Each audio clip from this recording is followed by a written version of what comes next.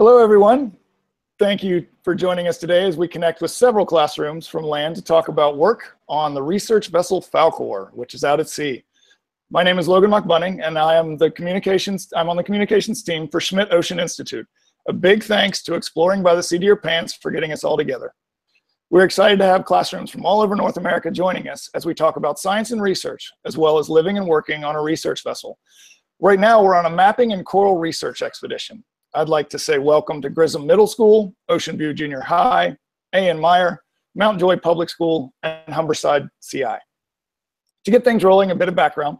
The Schmidt Ocean Institute was established in 2009 and strives to advance the frontiers of ocean research and exploration through technological innovation, operational support, and open sharing of information. Our research vessel, Falkor, is off the coast of the island of Lanai, using robotics to gather and observe coral in order to understand past cycles of sea level changes. With this information, they hope to predict how seas may change in the future. Now, I'm going to switch over to a video of one of our robots gathering and searching right now. So give me a second, and I'm going to share my screen so that you guys can see everything. All right. All right. So what we've got here is some footage from one of our robots. This is the remotely operated vehicle, Sebastian. And it is, as its name says, it is remotely operated. So some of the robots that we use are actually completely free. We literally take them and we drop them off the side very gently, but we drop them off the side of the ship. And they drive around, and there's a mission that's programmed into them beforehand, and they travel around the seafloor working on this mission. When they're done, when the program is done, it comes back to the surface, and we meet it, and we pick it up, and we put it back on our ship, and then we download all of the information that the robot has gathered. That's what we did on the first part of this cruise. This cruise has been divided into two parts. One, we mapped areas that we hadn't been before that we needed detail from. And then two, we went out to actually gather and observe very specific places within that. So what you're seeing right now is from the second robot, from the second aspect of the cruise. And again, its name is ROV Sebastian. It is about the size of a small compact car, maybe the size of a Honda Civic or a Mini Cooper. And it is very gently craned off the back of our research vessel. And then it is lowered down to, right now it's showing that the depth is 137 meters, where it's searching for different corals that actually are no longer alive, but were alive about 10,000 to 20,000 years ago. And the purpose of this cruise is to gather these old coral skeletons and do some research and figure out how the sea level has changed in the past, and therefore be able to predict and look at information to find out some ideas for how it may change in the future. So the way this is done is that coral is very specific in where it grows and how it grows. So one of the examples we often use is it's very similar to like walking in a forest. When you walk in a forest, you see the trees, but you also see lots of other plant life and things that like to grow in certain areas. I'm actually broadcasting from Hawaii, and here we have a tree called ohia, and it only grows very high up. So if we were to walk on the beach at sea level and find ohia, we would know that it didn't actually grow there, but something happened to bring it there. Hey, so, Logan, can I jump in for a second? Sir. Of course. The screen share, it's working over the YouTube feed, but not through the Hangout feed. Can you try sharing the screen again? Certainly. I'm sorry. I certainly didn't need for you to see all of me. Let's see. Well, you weren't doing anything funny like picking your nose or anything, so it was good. Well, that's a relief, definitely. Let's see. Present to everyone. And how about this? Is this working now? I don't have a change. When you're choosing share screen, are you choosing just a specific window or your whole desktop? I am choosing, the only option it's giving me is present to everyone. Okay. Let's see. I can try. Let me try it on the control panel aspect. And now, how about now? Now we got it. Hooray. All right. Well, thank you for jumping in. I apologize. There's a lot of ways to work this. Thank you very much. Okay. So as I was saying, one of the aspects and the way that this cruise is working is that certain coral grows in certain conditions. And so some coral likes a lot of high energy wave aspects around it. Some coral does not. Some coral likes to grow in really deep water. Some coral likes to grow in very shallow water. And so by visiting these places and seeing where the coral skeletons exist, we can trace back a lot of the history to how the conditions were when that coral grew, and they therefore chart a progression in what's happened and use that to hopefully predict in the future what could happen and what has happened before. So again, two of the major tools that we're using on this particular tool, two different robots. One is completely autonomous. It looks a little bit like a torpedo, actually. And we put it in the water, and we say it flew around. Whenever something moves in 3 dimensions, not just left and right, and not just forward and back, but also up and down, we say it's flying. So even though it's underwater, technically these robots are flying. So the autonomous vehicle flew around and mapped, and that gave us a good idea of where we could go with the robot that we're looking at right now, the remotely operated vehicle. And so this remotely operated vehicle has these manipulators, which are these sort of robotic looking claws that we use to gather different samples. And so most of this cruise, we were actually gathering pieces of rock. It was pieces of the coral skeleton. And right now, this is an example of actually taking some live coral. The places that we go and visit are really, really far away. This is off of Paimara Atoll, which is a 3 to 4 day sail from Hawaii. So it's really in the middle of nowhere in Pacific. So it takes a lot of time, a lot of effort, a lot of energy to get there. So when we're there, we're going to work on as many different things as possible. So as well as looking at the skeletons of coral, we're also taking a few very carefully selected samples of live coral so that other scientists can look at it and learn what's going on there. A little bit more information about the remotely operated vehicle. The way it works is that it has a really, really, really long tether, a really long cord, and that cord supplies the electricity, it supplies the navigation information, and it supplies the video feeds. So this really long cord, we call it an umbilical, like an umbilical cord for a baby, that runs from the robot underwater back up to the ship, and that then is fed into a control room where we have different pilots sitting in a control room with lots and lots of screens. It is a room that's about, I would say, let's say a little bit more than 4 meters by 4 meters. It's not very big, but we have a lot of people in there, and we have probably 24 screens. So what we're looking at right now is just one view of what the ROV is seeing. The ROV actually has, I think, 9 cameras. So it's got a view from the back, it's got a view from the front, it's got a view that zooms in on the front so you can make sure that the observations and the gathering are what we're really going for. It's got cameras on the sides, all these so that the pilots can see every way around them and navigate very carefully and precisely.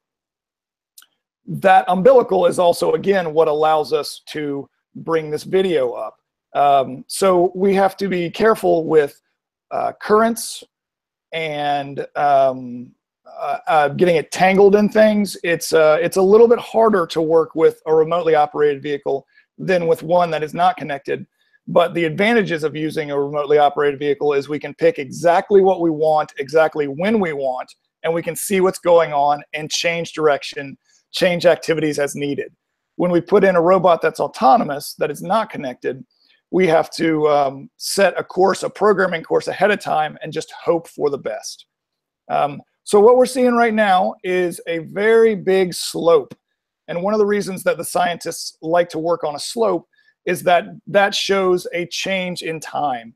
Generally, a slope means that there's been an event and there are different layers of time that we can look at. So when the scientists reach a slope, they generally sort of travel up and down it. And that's sort of like going back and forth in time a lot of times. So what we are seeing right now is there are some corals that are sort of, you see them kind of moving in the current.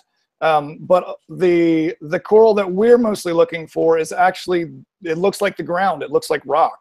The stuff that's growing on top of it, you see this green and this pink. Those are various algae and other life. There are some octocorals, these white things right here. So there's a lot of stuff going on. And again, that's one of the reasons it's really nice to have all of these people in the control room, because the pilots are able to control what's going on. But then we also have a lot of different scientists and researchers who are looking at this, and we'll have people that have different specialties. We'll have people that are biologists who are telling us about the life we're seeing, and then we'll have people who are geologists who are telling us about the earth and the mineral deposits. That's sort of the geology that we're looking at, and it takes an entire team to run this. We generally have 2 pilots. One is doing the navigation, and then the other is backing up the navigation, being a co-pilot in a way. But then they're also the one that's doing the manipulating with the arms. They're the ones that are gathering samples, and they're the ones that are communicating with the other scientists. So it's a very big team of people working on it.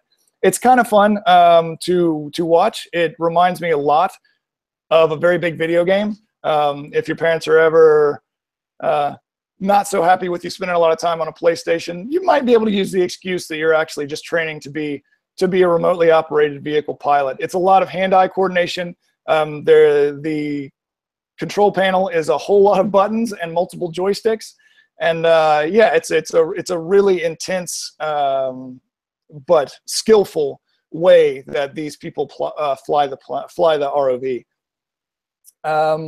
Let's see, we're kind of rolling up on 15 minutes, about halfway through. I'm going to come back and see if anybody has some questions that you want to jump up and talk about. If anyone would like to come to the front of the class, we can take a few questions.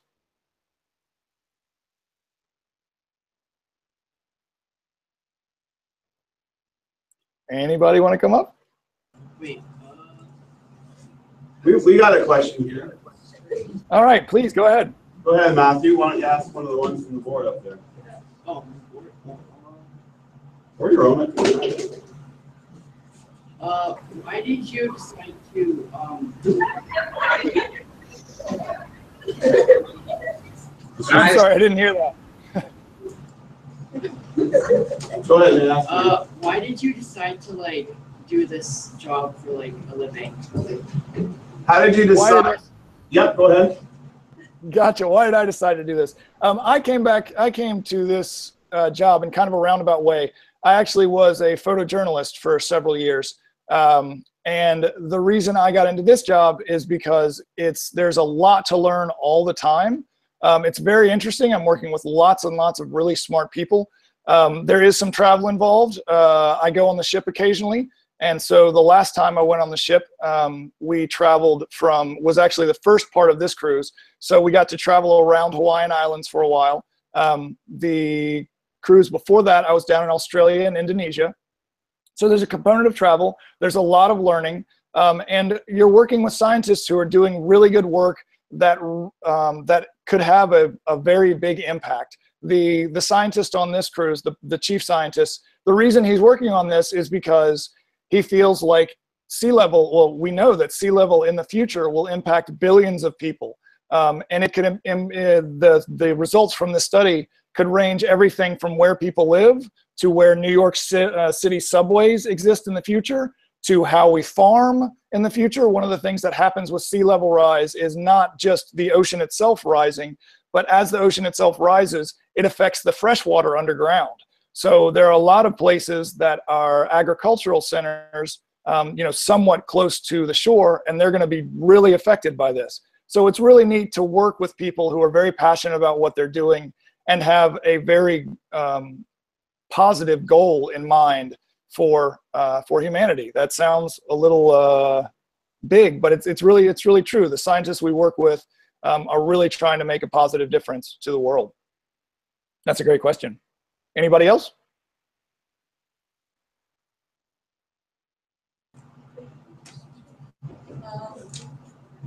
Chief, go ahead. On the cruises that you've been in, like on those ships that you've been on, has there been any substantial breakthroughs or discoveries? Let's see. So on this one, it was really interesting because we were the first people to go to this depth and this area at Palmyra Atoll. So it was really interesting. We have a live stream, and you can actually log on and watch what the pilots are seeing, what the scientists are seeing in real time. And for this cruise especially, it happens occasionally, but this was really neat.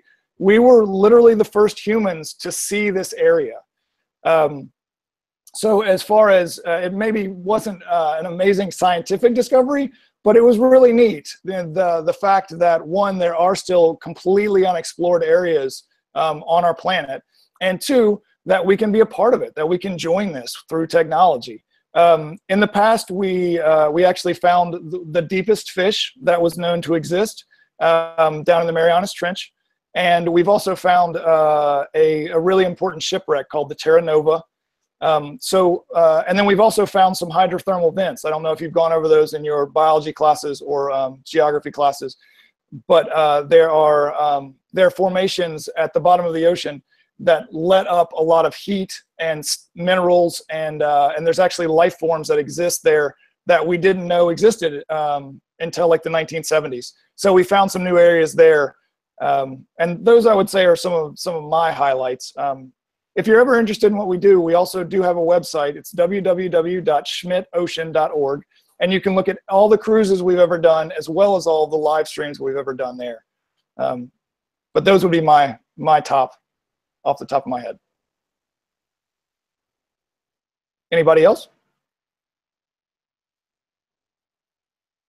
Well, one of the questions we get a lot is, oh, I see somebody over here, sorry. I'll come over to Diane's class.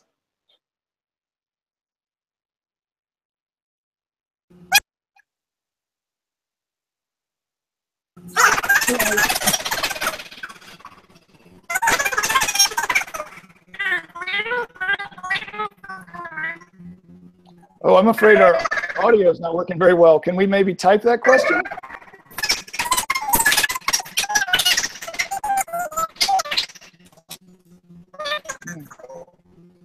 I'm afraid it sounds like some chipmunks on my side of things. While you guys work on typing out a question, I will tell you a little bit more. Oh, it's all of our work underwater. Perfect. Thank you very much. We do primarily work underwater. We have a research vessel, which is a big ship. It's 272 feet, 83 meters. And from that ship, we sail around on the ocean. We have just recently started using aerial vehicles as well. So our emphasis is using technology to aid in science and exploration. And so most of the robots that we use do go underwater. Our ship obviously stays on the water. But more and more, we've also been using other robotics that take to the sky. So we've launched quadcopters, we've launched vertical takeoff and landing, which are kind of like a cross between planes and helicopters. We're working on more and more technology and robots that utilize both the sky and the ocean. And to link those, sometimes we have robots that float on the ocean. So those can communicate from the robots underneath the water to the robots in the sky. So a little bit of a long answer to that, but generally, yes. Mainly we work underwater, and more we're starting to work in the sky as well. All right. If anybody else has any questions, you can either type them or come up to the camera and I'll switch over to you. Right now I'll oh, here we go. How many different careers are there on the boat? Are there chefs, healthcare, etc.? That is a really good question. Thank you, Lisa. on our website, we do have a section. Hello. We have a section that details career opportunities at sea. And yes, it's a very good question. If you think about what you are doing right now in your school right now, you are using electricity. You are using running water. You are going to eat at a cafeteria. Everything that we do on land, we have to do on the sea as well, on the ship. So those positions are available as a type of employment. So we have electricians, we have plumbers, we have engineers that work specifically on the ship and on the robotics. We have chefs, we have a hospitality staff that helps with laundry and cleaning and things like that. And then there are also a lot of people that work on the ship in the shipping capacity. We have deckhands, we have people that operate the cranes. So there are a whole lot of careers that have to do with living and working on the ocean that you don't necessarily have to be a scientist for. And it's something I wish I knew when I was younger, because on our ship, for every day you work, you get a day off. So our crew will work for 2 to 3 months at a time, but then have 2 to 3 months off. And since we work on a ship, the time off is generally near a port. So a lot of our employees are surfers or fishermen or divers. And when they have time off, they have a lot of time off, and they're generally in some pretty amazing places. They're in Tahiti, they're in Hawaii. So there are a lot of possibilities for employment on a ship, and there's some pretty sweet benefits on top of it. So it's a very good question. There are a lot of careers available in the maritime industry that don't have to do with science. Obviously, we're partial to science and technology, but there are other opportunities out there. And again, they're available. There's a look into all of these on our website, www.schmidtocean.org. Any other questions? I can talk a little bit more about life on the ship. One of the things that I didn't realize that I think is pretty interesting is the ship, like I said, is not tremendously big. And it's kind of like if you took all the people you're in the classroom with right now and took them in about 3 or 4 of the classrooms that you're in, and then just put that in the middle of the ocean. And that's what you're on for a couple weeks. So, you know, when we're on the ship, we're in the middle of nowhere, and that's all we can do. It's all we can see. So it's really important to enjoy the people that you're with on the ship, because you're going to be with them for several weeks, and there's not a whole lot of places you can go.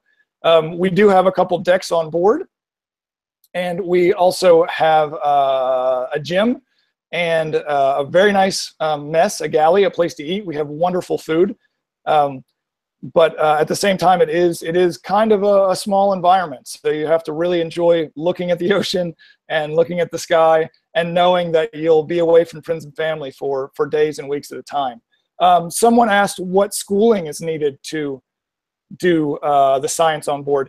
One of the things that's kind of unique about what Schmidt Ocean does is that we don't concentrate on one particular science. We don't just do biology. We don't just do geology. We don't just do exploration. We do whatever scientists approach us with. We own a research vessel, and I get another question. I want to read that real quick. We own the research vessel, and we let the scientists use that in exchange for them putting their data out online into the world, so it's free and open source. And so we work with lots of different scientists who have lots of different goals. Most of them on the science side have gone through undergrad into a master's and a PhD, and perhaps a little bit more. When we're asked how students can start on this career path, one of the things we really recommend is trying to volunteer either at labs in the area. If you have aquariums in the area, start trying to work with people in the area that you're interested in. If there's a local university you can go by and talk to the professors there, go by and look at the labs there, and see if there's anything you can do. Even if it's just helping clean the equipment or something, it'll give you an idea of what you are looking for and what the career that you're looking at may actually entail. I hope that answers some of it. Again, we have a lot of this information on our website, schmidtocean.org, and there's a menu up at the top, and I believe it says education. And you can pull down and see a lot of the information where we've interviewed people who work on our ship and they tell the path they took to get to this career. One of the questions we just had come in was, what do the scientists actually do with the coral? And that's a very good question. Once the robot takes a piece of coral, it uses that manipulator arm I was telling you about, that thing that kind of looks like the Fair arcade game, picks that up and puts it in what's called a bio box. And that is a sealed compartment on the robot where it keeps track of where these samples were taken, so we know at what depth, we know at what location. And they're very organized by the time they come back up to the surface. Once they get to the surface, the scientists take the coral out of the bio box and bring it into what we call a wet lab. Because we're on a ship, we have a lot of technology, we don't want wet pieces of coral, wet items, wet robotics to mix with robots that are not supposed to be in the water. So we have two compartmentalized areas, one for wet and one for dry. So they take these coral samples into the wet lab and they scrub them down. Again, the coral that we're looking at for this cruise, by and large, mainly, is coral that's been dead for thousands and thousands of years. So it's only really a skeleton. But as you saw on that live stream, there are a lot of algae and plants and things that grow on that skeleton. And if you don't clean them off, it makes the entire ship smell like really, really bad fish. So what they'll do is they'll take these coral samples, they'll put them in the wet lab, they'll scrub them down with a wire brush. It kind of looks like something you would use to like clean off your grill or barbecue. And they'll scrub all of the living algae off of the sample, and then they will take that and put it in a bucket of bleach and cleaning agents so that all that's left is the skeleton, the coral, the mineral deposit of the remnants of the coral. And once that's done, they will actually cut it in half. And one of the things that's interesting, there's a big saw on board. It kind of looks like a tile saw. So it's this massive blade that spins and water shoots on it to make sure things don't get too hot. It's a really loud noise. It's pretty interesting. Once they cut it in half, there's certain things they can determine just from that. They can determine how much of the sample actually is rock or sand and how much of it is a coral skeleton. And one of the things that's interesting about corals is similar to if you cut a tree, you see the rings of growth on that. Coral does the same thing. So even without a whole lot of equipment, you can look at these coral growth rings and see, was it a good year? If it was a good year, the ring will be thicker. There's actually more progress made on that. If it was a bad year, it'll be a little bit skinnier. So meaning there's not as much nutrition. It wasn't as favorable for growth. And then once they get it back to the lab on land, there's a lot more precise measurements they can do. One of the things they'll do is they'll take readings of what elements are in that coral, and that will help them date it by using different half-lives of elements that, as they get older, they change into another element. You can look at the percentage of what element exists compared to this element, and you can actually get a real good date for that. They use something called a mass spectrometer to do that, and that's on land. It's a pretty precise piece of equipment. So thank you, Cumberside. So with that kind of equipment, you've got to be you can't just be on a rocking ship going back and forth. It's got to be a very set up place. Do we have a submersible that can facilitate a solo dive mission? So most of the robotics that we use are not manned. They're completely, they're just robots. There's a lot of advantages to that. You don't have to worry about people being comfortable. You don't have to worry about food. You don't have to worry about water. You don't have to worry about people going to the bathroom. You don't have to worry about resources of oxygen, things like that. So we do not have what are called manned submersibles. Manned submersibles, you can only have a dive for, depends on the vessel, the vehicle, but generally between 3 and 9 hours. With these robots that are not manned, we can go down for 24 hours. I think the longest that we've ever done off of our ship was 72. Not sure, I'd have to check that, but multiple days. And that's a big advantage to actually having someone inside of a little submarine waiting to come back up. So we're getting actually pretty close to our time. Do we have maybe 1 or 2 more questions that I can go over real quick before we head back? All right, so I'll tell you a couple more highlights and then we'll let you guys go. One of the things that is amazing on the ship is we have really, really, really good food. Again, like I said, sometimes being on a ship, isn't the most comfortable. It's a small area and you've got a lot of people crammed in there. So one of the ways to keep people happy is to have really, really good food. We have amazing food on board. We'll have a buffet. It's a really nice time for everybody to come together and just relax and talk about what's going on. It's really important to get lots of the different people on the ship who all have different jobs to communicate with each other and make sure everything's going well for everybody. So mealtime is a great time to do that. Another thing I'd like to bring up is that even though this was mainly a cruise that was looking at geology and looking at ancient dates, we always see a lot of great life. And if you have time, I do recommend going back and looking at some of our ROV dives that are on YouTube, because you'll see a lot of life. In the last few days, we've seen a tremendous amount of sharks. We've seen a lot of eels. We've seen a lot of fish. We've seen some octopus. We've seen some lobster. And so on top of seeing the robots work and learning about how this coral aged and what's going on, you also get to see a lot of really neat stuff. If there are no more questions, all right, well, then I think we're going to wrap things up on this side. Thank you very much, everyone. And I do encourage everybody to, what do we say there? Happy Terry Fox Day. I do not know what that is, but indeed, happy Terry Fox Day. I do encourage you to check out our website. We have a lot of resources for education and to see what we've been doing. Our website, again, is www.schmidtocean.org.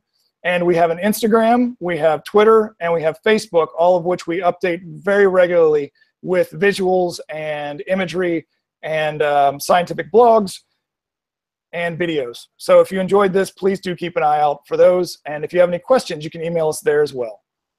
All right. Thank you guys very much. I hope you had a great time. And check us out. Continue to follow us online. Thank you very much.